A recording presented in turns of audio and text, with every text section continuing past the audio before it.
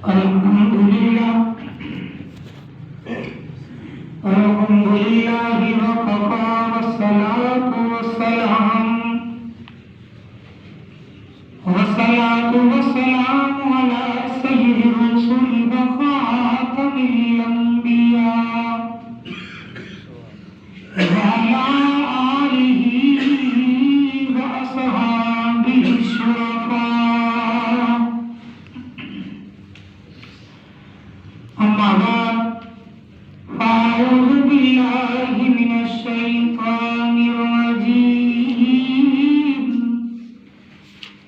بسم الله الرحمن الرحيم.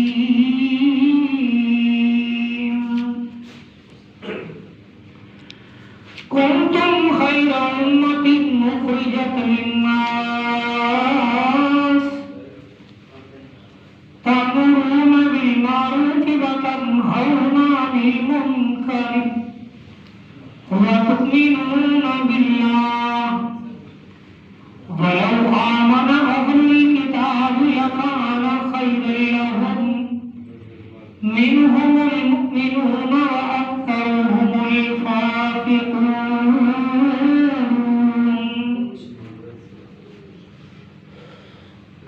قال النبي صلى الله عليه وسلم: من رأى منكم منكرا فليغيره بيده فإن لم يستطع فبلسانه فإن لم يستطع فبقلبه وذلك أضعف الإيمان. آمنت بالله صدق الله المولانا العظيم وبلغنا رسوله النبي الأمي الصادق الأمين.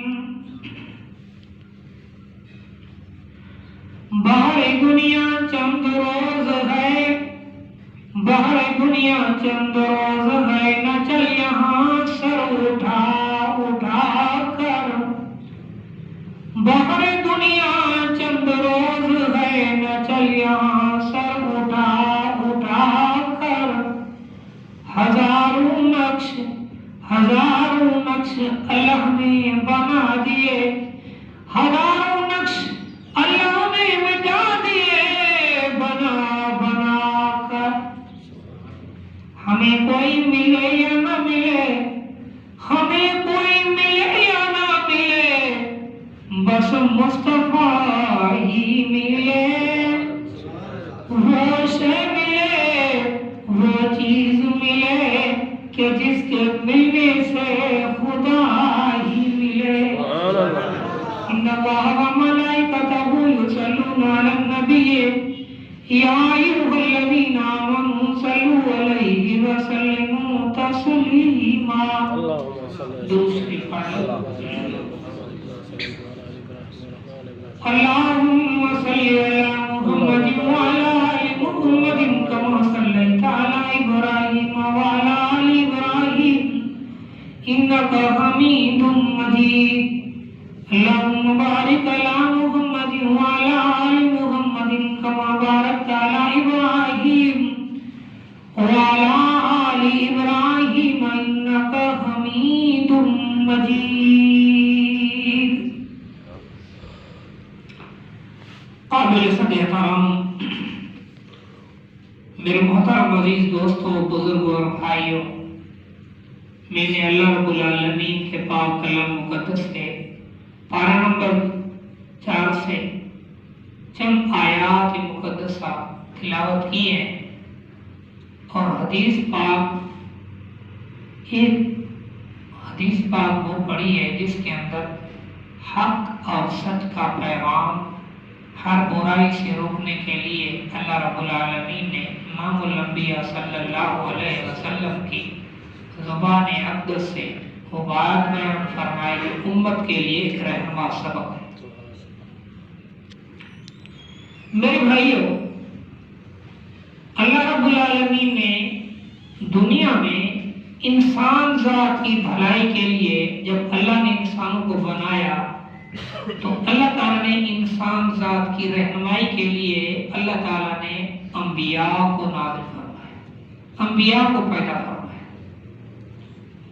انبیاء تشریف لائے، وہ اپنی بات نہیں کرتے تھے، وہ بات کرتے تھے جو اللہ کی طرف سے آتی ہے۔ جتنے بھی نبی آئے، ہر نبی اپنی بات کوئی بھی نہیں کرتا تھا، جو اللہ کی طرف سے پیغام آتا وہ بیان کر کے لوگوں کو سنا دیتا۔ اب آگے یہ سلسلہ چلتا ہوا آ رہا تھا، ہر نبی پیغام لے کر آ رہا ہے، آ رہا ہے، آ رہا ہے، جا رہا ہے۔ آخرکار ایسا وقت آیا جب امام الانبیاء تشریف لائے، خاتم الانبیاء تشریف لائے، آخری نبی تشریف لائے۔ جب اللہ کے آخری نبی تشریف لائے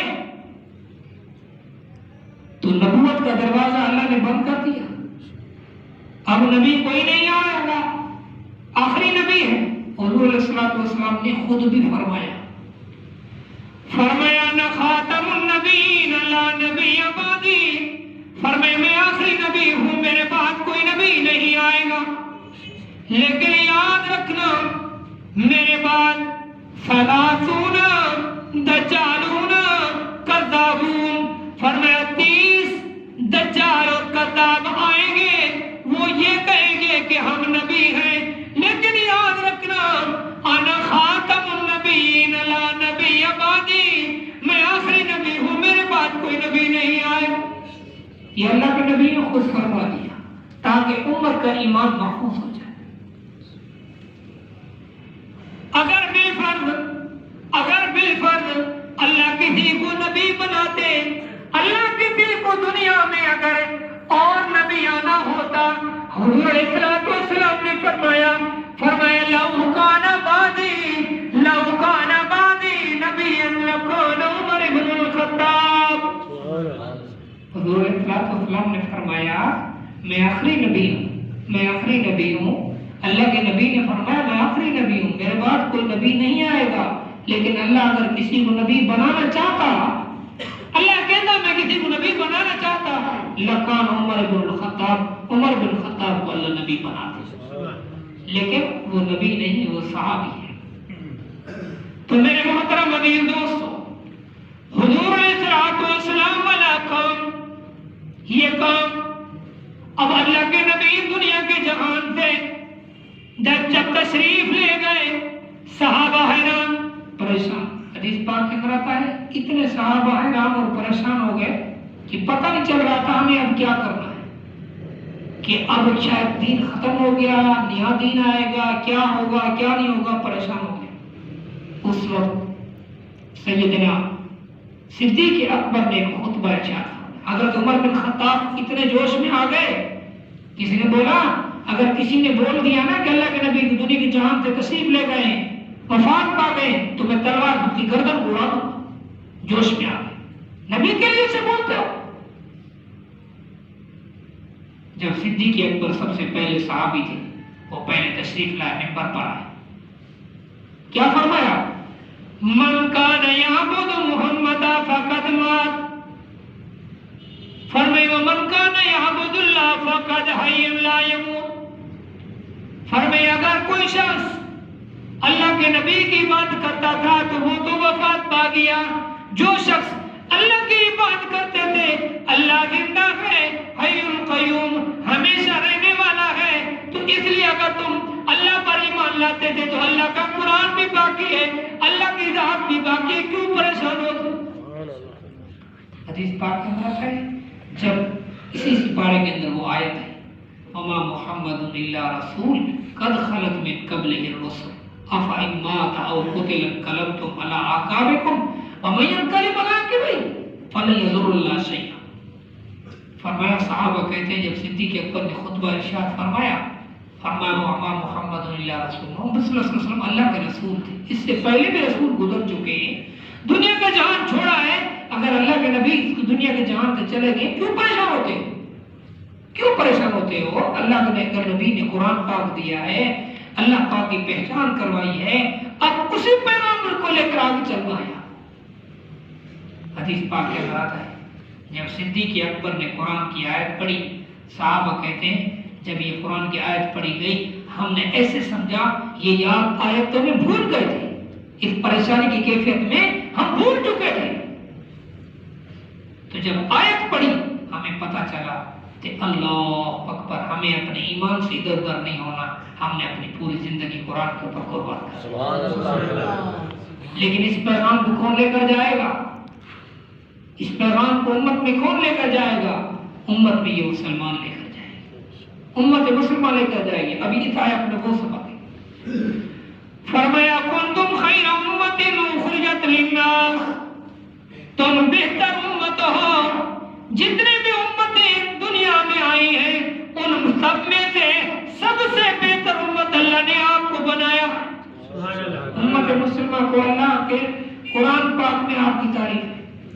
لوگ کہتے ہیں نا فلاں کے لیے تعریف فلاں نے کر دی، وزیر اعظم صاحب نے اس کا نام لے لیا، فلاں نے اس کا نام لے لیا، یار میری بڑی پہچان ہے، بڑی عزت ہے۔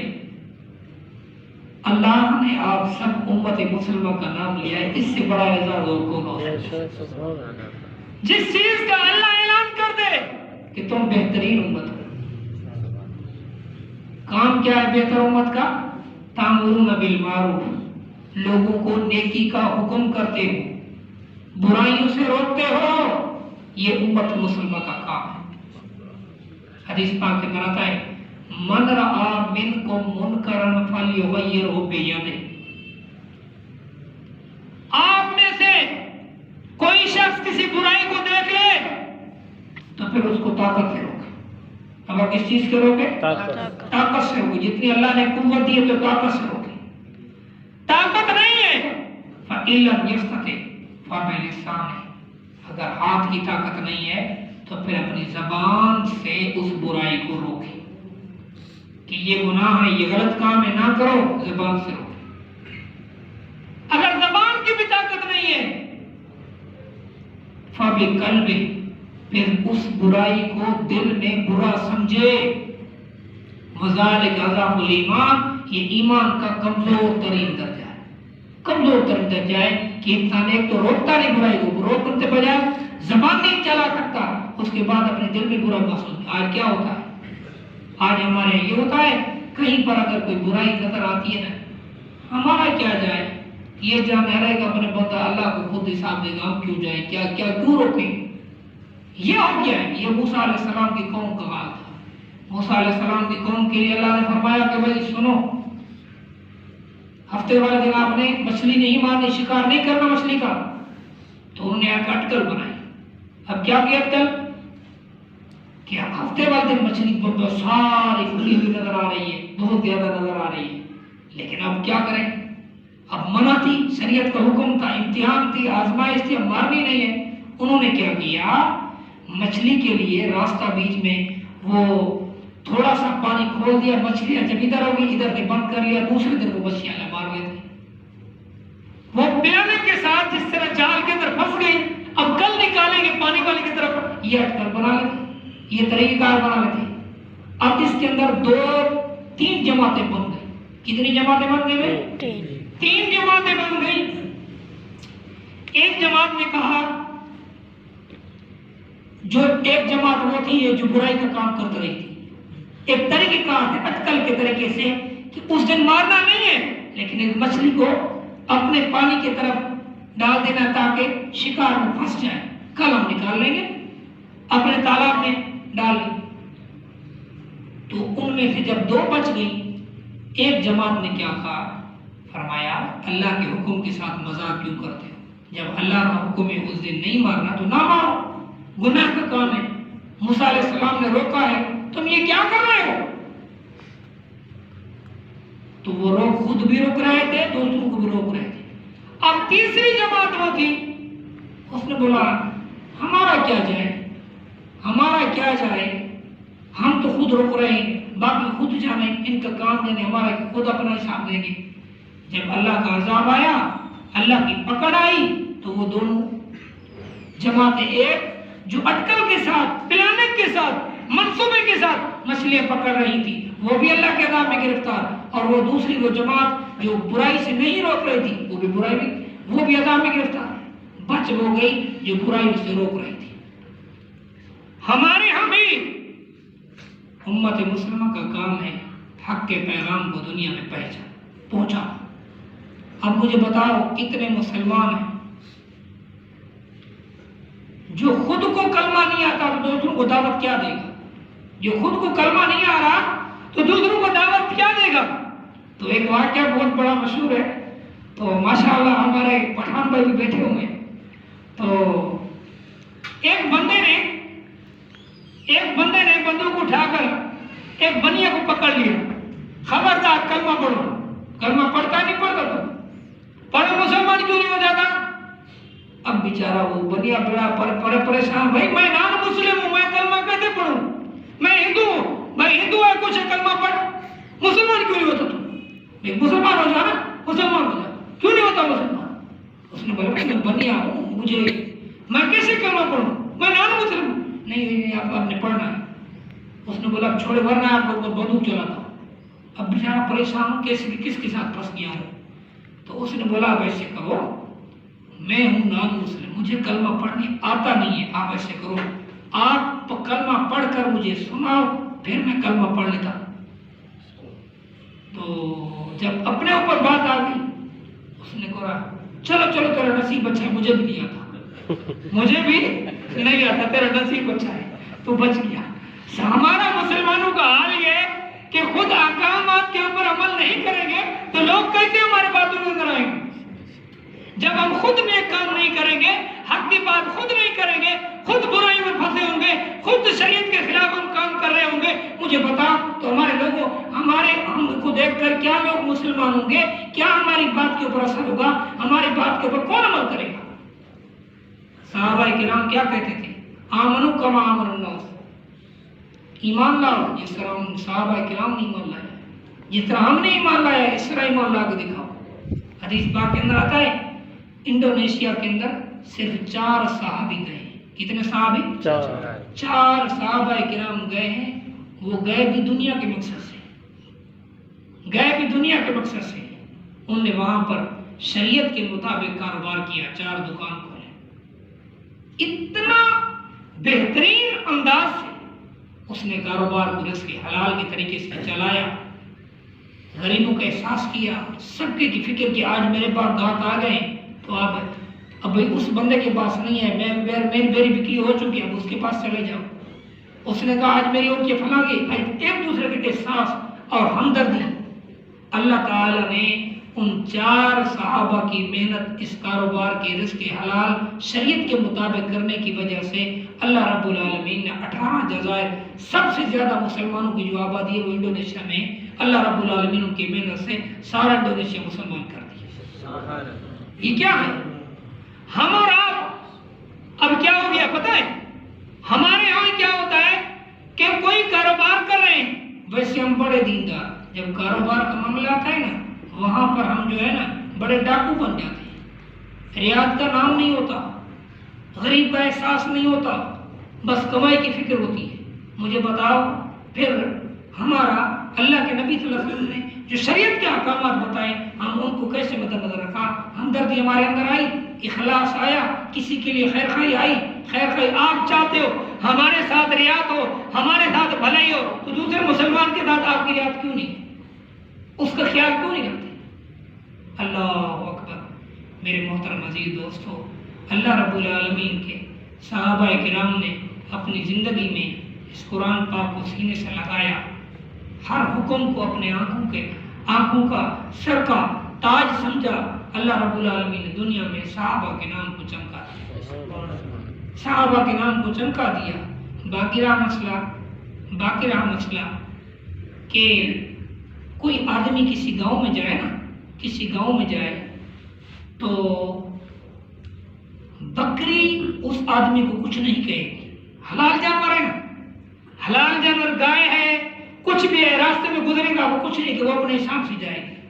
اگر وہاں پر کوئی کتا ہوگا تو بھونکے گا، اس کو نقصان پہنچانے کی کوشش کرے گا۔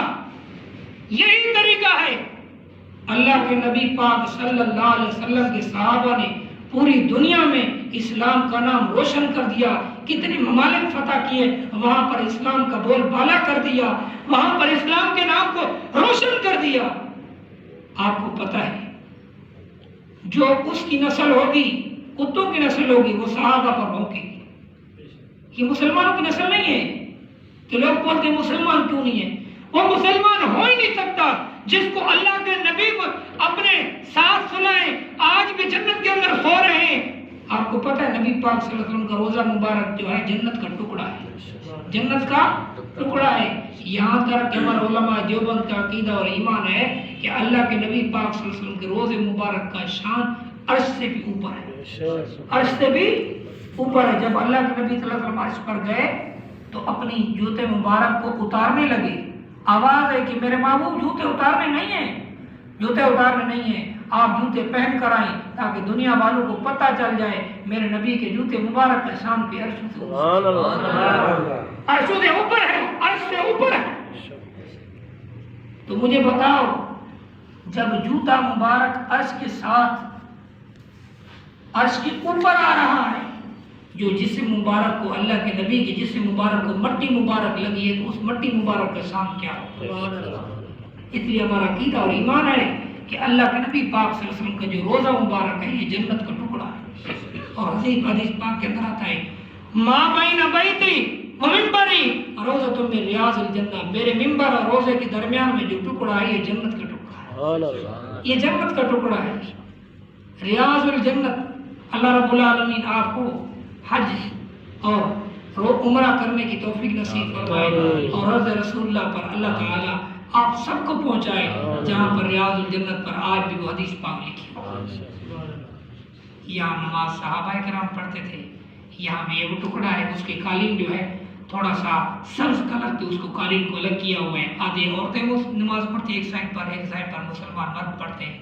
میرے محترم عزیز دوستو، یہ وہ اعزاز والی جگہ ہے، یہ اللہ کے انعامات کی جگہ ہے. وہاں پر انسان دعا مانگے یا اللہ دنیا میں تو نے تو جنت میں پہنچا دیا، اب مہربانی فرمانا آخرت کے اندر جہنم سے بچا کر دوبارہ جنت میں لا. وہاں پر دعا مانگے کیونکہ جنت کے ٹکڑے میں جب پہنچ جاتا ہے، حدیث پاک کے اندر آتا ہے جب آدمی جنت میں داخل ہو گئے نا پھر وہ نکلے گے نہیں، خالدین فیہا ہمیشہ رہیں. اس لیے اللہ نے اگر دنیا میں جنت میں پہنچا دیا ہے تو اللہ کی رحمت میں امید ہے کہ اللہ ہمیشہ اپنی جنت کے اندر ہی داخل فرمائیے اور ہمیشہ رکھیں گے. میرے محترم عزیز دوستو، اس لیے ہمیں چاہیے جو بھی کام کریں اس کام میں اللہ کی رضا رکھیں. کسی کو پانی کا گلاس بھی پلائے نا اس کے اندر بھی اللہ کی رضا رکھیں. ہمارے یہاں شاہ عبداللطیف بھٹائی رحمۃ اللہ علیہ بڑے اللہ کے ولی گزرے ہیں، وہ ایک شعر پڑھتے ہیں سندھی میں، اگے تپا نتمڑن کے موٹ. اگر اللہ کے ہاں کوئی الفاظ کوئی عمل قبول ہو جائے، ایک پاؤں اگر آپ کا قبول ہو جاتا ہے تو وہ 1 کلو یا منو سے وہ 1 پاؤں آپ کے لیے بڑا قیمتی ہے. اعمال جو ہے آپ نے منو ٹنوں کے اندر کیے ہیں، لیکن 1 پاؤں اگر آپ کا اللہ کے ہاں قبول ہے تو وہ منو سے بھی زیادہ یہ 1 پاؤں قیمتی ہے. اس لیے ہر عمل کو ایسے سمجھ کر کریں، ہر نیکی کو ایسے سمجھ کر کریں. ممکن ہے کہ اللہ اس نیکی کو قبول کرنے کی وجہ سے، اس نیکی پر خوش ہونے کی بدولت اللہ رب العالمین ہم سب کو معاف فرما دے. اللہ رب العالمین کی ذات عالیہ سے دعا ہے اللہ رب العالمین مجھے بھی اخلاص نصیب فرمائے، اللہ آپ سب کو اخلاص نصیب فرمائے اور اپنی رضا نصیب فرمائے. وآخر دعوانا ان الحمدللہ رب العالمین. الحمدللہ رب العالمین والصلاة والسلام علی خیر خلقہ محمد وآلہ وصحبہ وآل بیتہ اجمعین. ربنا ظلمنا انفسنا وان لم تغفر لنا وترحمنا لنكونن من الخاسرين.